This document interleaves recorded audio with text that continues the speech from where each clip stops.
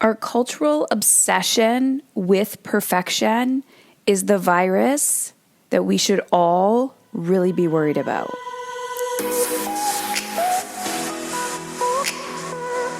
What if I gave you a permission slip that said, your job is to feel good? And what if I told you that the better you feel, the bigger impact you can make in the world? And in fact, that is the magical parenting strategy that we've all been searching for. Hey, I'm Heather Chauvin, wife, mother of 3 boys, former social worker, breadwinner, recovering hustler, and stage 4 cancer survivor. Beyond all of these titles and labels, I'm a human being just like you, attempting to navigate it all while feeling good. My goal on this show is to show you that you can live an energized, sustainable life both at home and at work. My attempt is to keep it real with stories, interviews, and random thoughts. This is not a business or career podcast, and it's not a parenting podcast.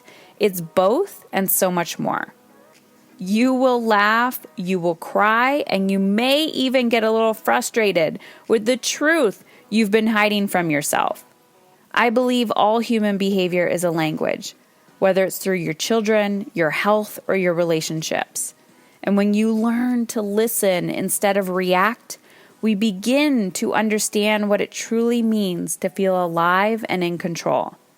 It's time to ditch self-sacrifice and step into your brave zone. Hey everyone. Okay, so today I wanted to talk about perfection.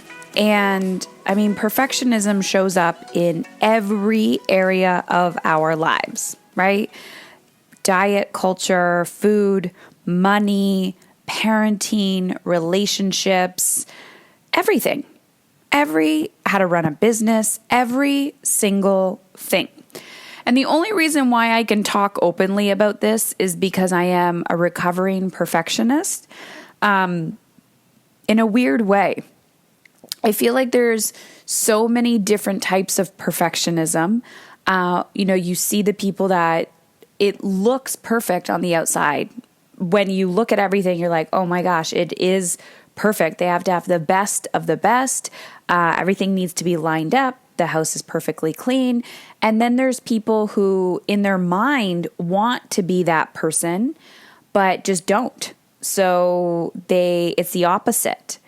And, it doesn't look perfect on the outside, but in their minds, they want it to look perfect. So that's the all or nothing mentality around, if I can't do it perfect, why even try?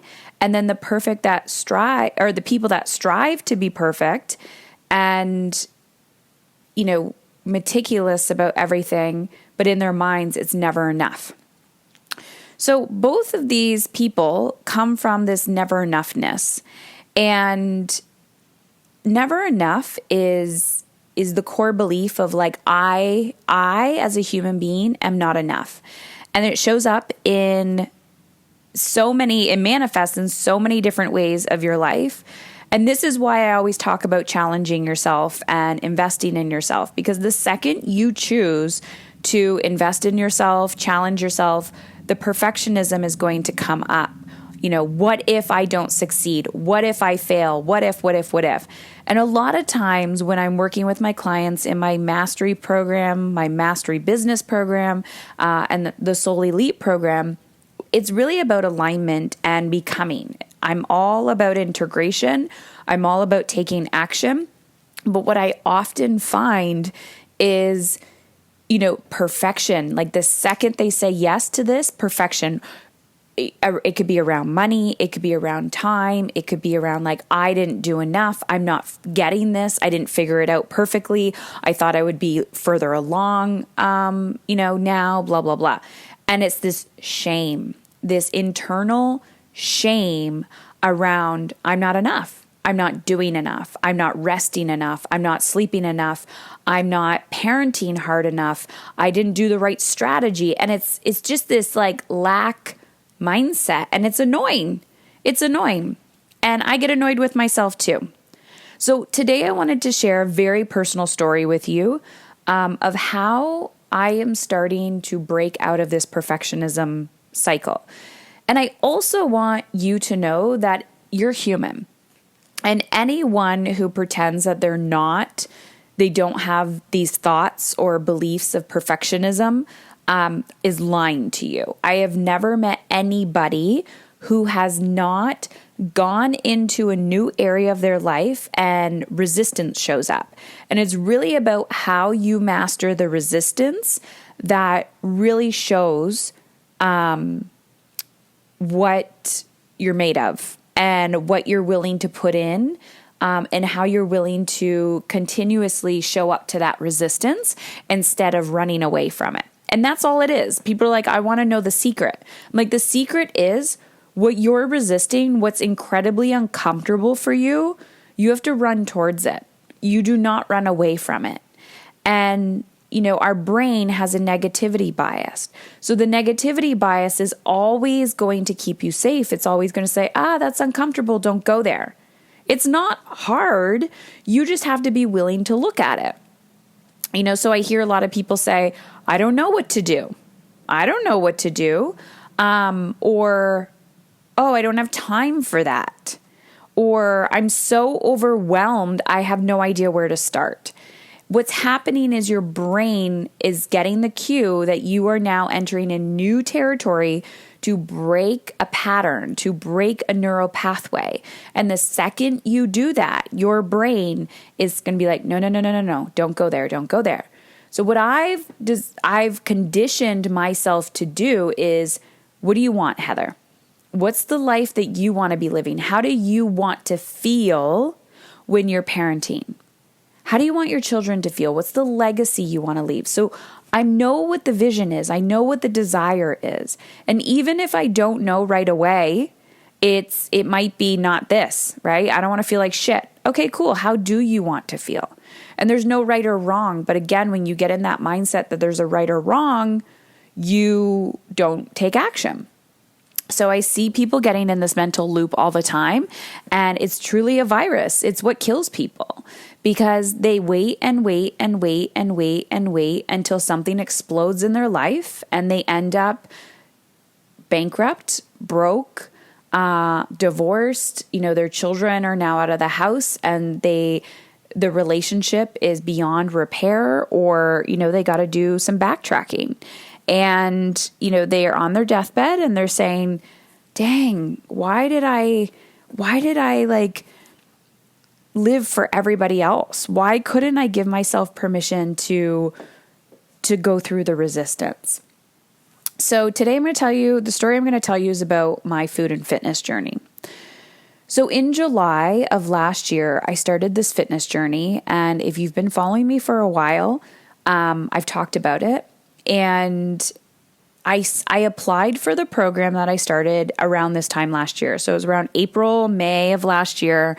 I applied for the program, and we were in the middle of COVID, and I was at a point where I was eating a bag of chips. I gave myself permission to eat a bag of chips almost every night, and thinking in my mind that it didn't make a difference.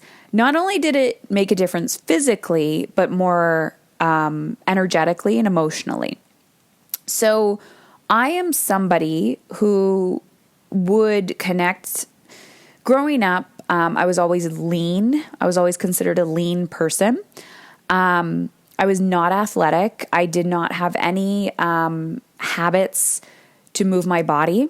I probably had undiagnosed autoimmune disease. There was some weird shit going on as a child. And, the side effect was very low energy levels. And it affected my mental health to the point where I was suicidal. And I decided, as a child, I just slept to cope. I was medicated, but, going through the culture, the medical system and the psychiatric system, all of that, it was just like, here's her diagnosis, here's medication, good luck. Like that was the vibe. And there was a part of me that was like, no, not this, not this, not this, not this. But as a child, you you feel helpless because you truly are out of control. You truly do not have control. There's only so much control you have as a child or a teenager because culturally the adults are in charge. And I'm using air quotes. And this is why I'm such an advocate for understanding your children's behavior and looking at the behavior and not labeling it. I mean, we need labels to live within a system, but you don't say, I am autistic, I am diabetic, I am depressed. No, you're a human being who has symptoms that identify with depression, who has symptoms that identify or behaviors that culturally people have identified with autism. But that does not mean I am autistic. When you say I am, and then, to be honest, I think it's a gift. It could be a gift. Extremely challenging to live with. I've never lived with autism, but what I'm trying to say is culturally it has a negativity conversation around it. So if you say, I am an athlete, I am a business owner, I am a whatever, there's a cultural expectation around those labels that we give ourselves. So one, you're changing the energy around the labels that you're giving yourself. Like, why is depression bad? Why is autism bad? Why is being a diabetic bad? It's not. It's symptoms of a behavior. And when you stop treating the symptom and you look at the person on other levels, you can see it not only as a gift, but not everybody's going to fit in the mold, but you have to continuously keep digging and say, what works for me and what works for my child and what is going to allow us to feel in alignment or get us at least closer to how we want to feel in our lives. So for me, going back to this food journey, after I was diagnosed with cancer 7 years ago, I was told that I was skinny fat. And what that means is there's a lot of fat around your internal organs. So just because culturally on the outside, you do not look quote unquote fat or morbidly obese, which people judge you for, right? Like if you're skinny, that's called skinny privilege because people assume it's just the way people perceive you. So I had skinny privilege but inside I was dying. Like my organs there was fat around my organs. I wasn't living a healthy lifestyle. I didn't know how to fuel my body. I didn't know how to move my body. Everything felt complicated, and I was a perfectionist around that. And so I just shut down. And there was also a lot of shame. There was a lot of shame around that of like, why would you work out or change your eating habits if you quote unquote don't have to, right?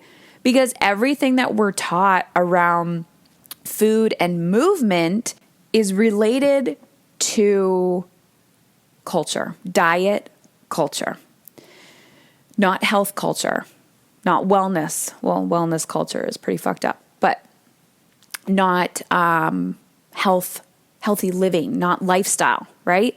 Because people can't market that. Get the beach body in 6 weeks, blah, blah, blah. You can't market that, right? You can't market how did you do that? Well, it actually took me 10 years of consistency and grit and trial and error and course correction. People don't want to hear that. People don't want to hear they're like, I want a quick fix. I want you to tell me how to change my child's behavior immediately. People don't want to hear the long game strategy. They just don't want to hear it. And so I'm here for it. And I'm here to teach women who want to learn the long game strategy. I am not here for people who want quick fixes. I can give you a quick fix, but it's not a sustainable fix. I want you to live the life you truly want to live from a place of freedom now and 50 years from now. And we're not going to be working together for 50 years. So I'm here for independency, not codependency. I digress. So culturally or subconsciously, or consciously or subconsciously, I buy into, because I'm a woman living in modern day diet culture, and I meaning I don't want to buy into diet culture. So what do? I run away from it. And I'm like, fuck you. And I become a rebel. And I'm like, I'm going to eat what I want when I want. And look, okay, I'm gaining weight, but I'm still considered culturally skinny privilege, right? Meanwhile, my organs, like my health is deteriorating. So I get diagnosed with cancer. Not even going to go there, but even in the cancer world and the sick care worlds, they don't call it healthcare. I don't call it healthcare. I call it sick care. I'm being told to eat McDonald's for the calories while I'm in chemo. That's what the dietitian at the hospital was telling me. I talk about it in my book, Dying to be a Good Mother. And I had to advocate for myself to eat real food, like one ingredient foods, like fruits and vegetables and whatever.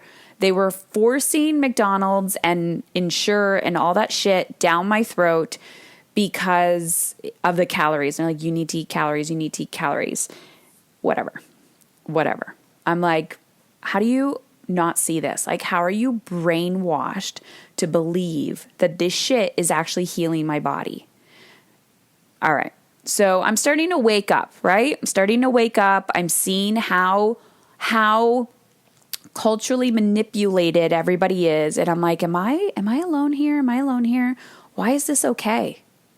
Why is somebody who's dying from stage 4 cancer being told to eat McDonald's for the calories? Not to learn to eat food to heal your body. No, not at all. All right. Not only that, the energy of McDonald's food, nobody talks about the energy. How do you feel mentally? How do you feel emotionally? No one talks about the fact that not only do you feel like shit already because you're going through treatment, but now let's put more shit into your body, which is just going to lower your energy levels and cause you to become more depressed, right?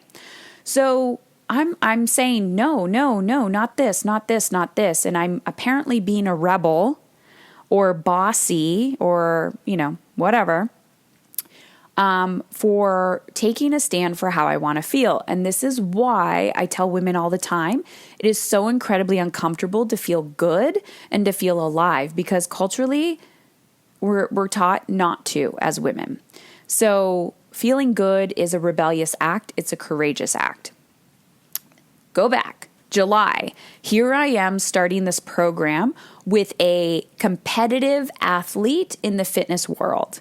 My perception going in is that this is disordered eating, this is diet culture, this like on steroids, right? I'm like, oh my gosh, what am I getting myself into?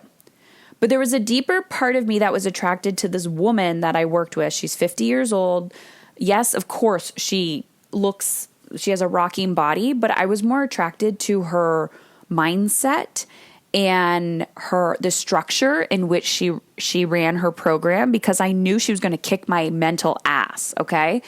But also it was how she taught how to eat food.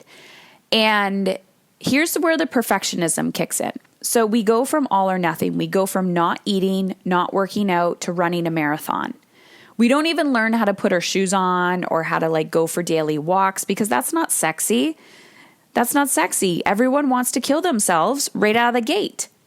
And then your body goes into fight or flight. It goes into survival mode and it shuts down. So during my process, I've done a lot of work. I'm always reinvesting in myself. Even when I didn't have money, it was like new level, what's next? And then I recoup it, get the ROI, and I keep going. So I've done that with my body in the last 7 years as well.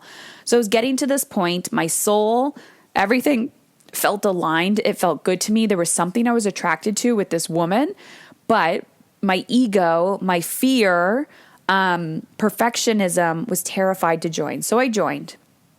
Here we are, not even a year later, and it's all about who you become in the journey. It's truly about who you become in the journey. So I had to go, there was major ups and downs, but my perfectionism kicked in hardcore because I have never had a perfect day with this program, with my eating, with the with the fitness, never. And I have a lot of resistance to working out. mainly because when I push too far, my body shuts down. And I think that has something to do with trauma, right? The trauma that my body has gone through. And this is what I teach. I teach people to listen to your body, listen to that resistance. Why is it there? What's it there to teach you? And to really connect to your body, to your emotions. I talk about it in my programs. We go through some exercises, and it's really a tool. And everyone resists it because it's like, listen to my body. Who does that? We've been taught to punish ourselves and to beat ourselves up. So here I am doing my thing. And because I know how to use my voice, I also know how to stand up for myself. So this coach, is like, do this, do this, do this, do this. And she's trying to push me in her loving, kind way that she knows how to do, plus kick my ass and, whatever. And I give her pushback. And I was like, listen, I can't go that fast. I can't go that hard. And then it's like, when to push, when it's resistance, right? Knowing the discernment of when it's resistance and when you are self-sabotaging yourself versus when you need to push. So I'm learning that through this process. And recently I've gotten to this point where I've backed way off on my fitness, and I just show up to the gym or I do some work at home that's scheduled for me. And I know what my enoughness is. I know what my enoughness meter is. Because if I go over it too much, my body will say, you push too hard. You're on your ass for the rest of the day or the rest of the week. So every day I show up as this enoughness in working out. And sometimes my ego, my brain will go, you didn't do enough. You didn't push out hard enough. You're not enough. And I go, yeah, I am. Yep, that was enough for today. I don't need to kill myself every single day in order to please you, thought, brain. No, enoughness. You take a back seat today. This not enoughness, you don't get to run my life. Not today, Satan. So, and then food is the same thing. And I was away for a few days this past week, and I had a moment of food freedom.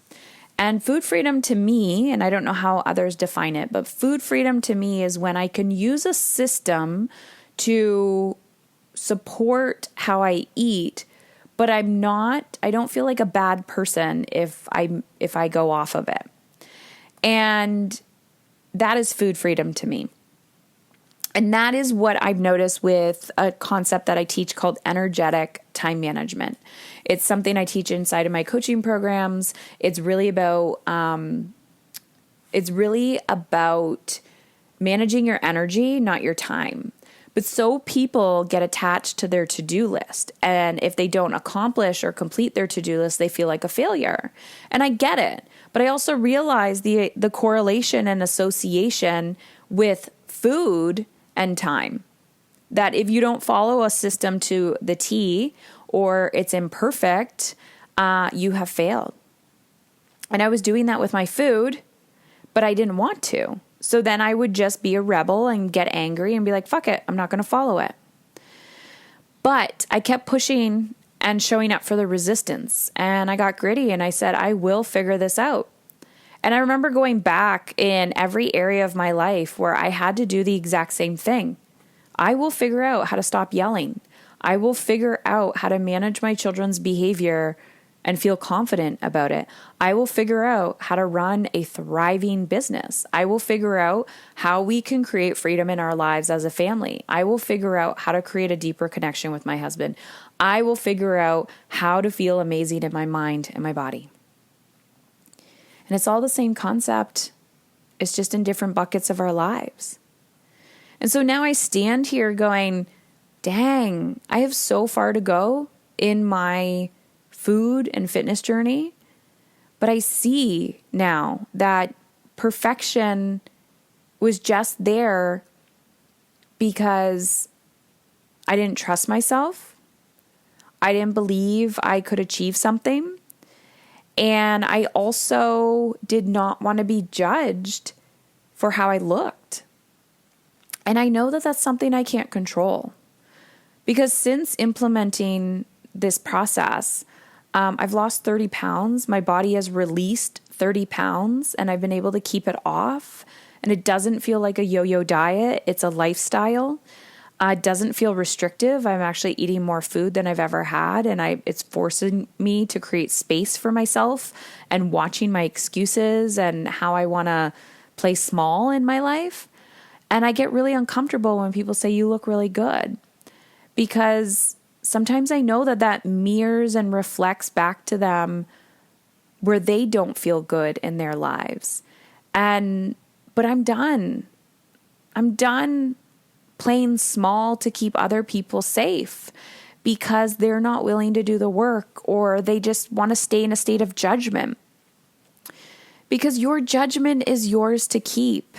And when you project judgment onto other people, that doesn't change them. That actually makes them push away from you even more. So I guess the takeaway for today is watching how perfectionism is the virus. Like perfectionism is the thing that, is low radar and people think it's okay. Like they've just taken it on and they're like, it is what it is, but it doesn't have to be that way. It's there to get your attention. And I truly believe that when we stop trying to please everybody else and we really stop trying to say, I need to work out for 60 minutes today or I've failed, maybe start with 5.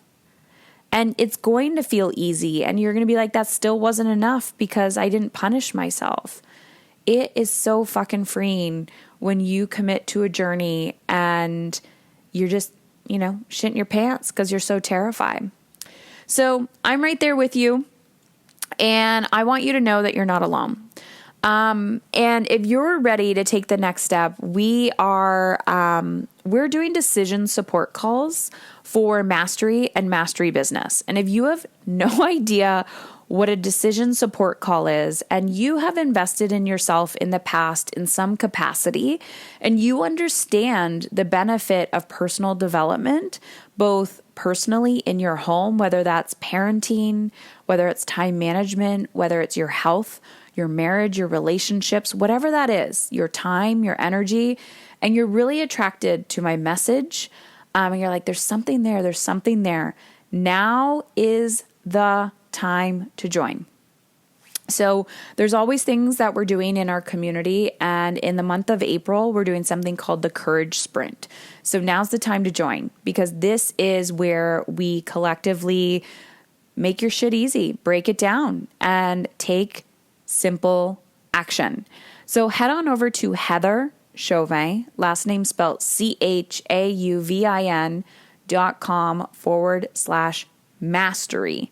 And there'll be a button that says get on the wait list. Get on the wait list, and it's going to bring you to a page where you're going to see a video. And that video shows you everything about the program, shows you the investment, the structure. It's 8 months long. This is not a quote unquote cheap investment. This is you all in on your dreams and how you want to feel because you also see the impact it's making in your relationships. And if you're looking for business support, which involves marketing and sales and really understanding how to authentically be you, what actions to focus on, how to create sustainability and not burn yourself out, but how to create a profitable business out of the gate or look at what you're doing, head on over to heatherchauvin.com/business. And same concept, get on the list, watch the video, and you can book decision support call to see if it's a good fit for you. You are not alone. You do not need to know all of the answers. You just have to be willing to get uncomfortable and to ask for help. All right, you can do this. Perfectionism will not get you there.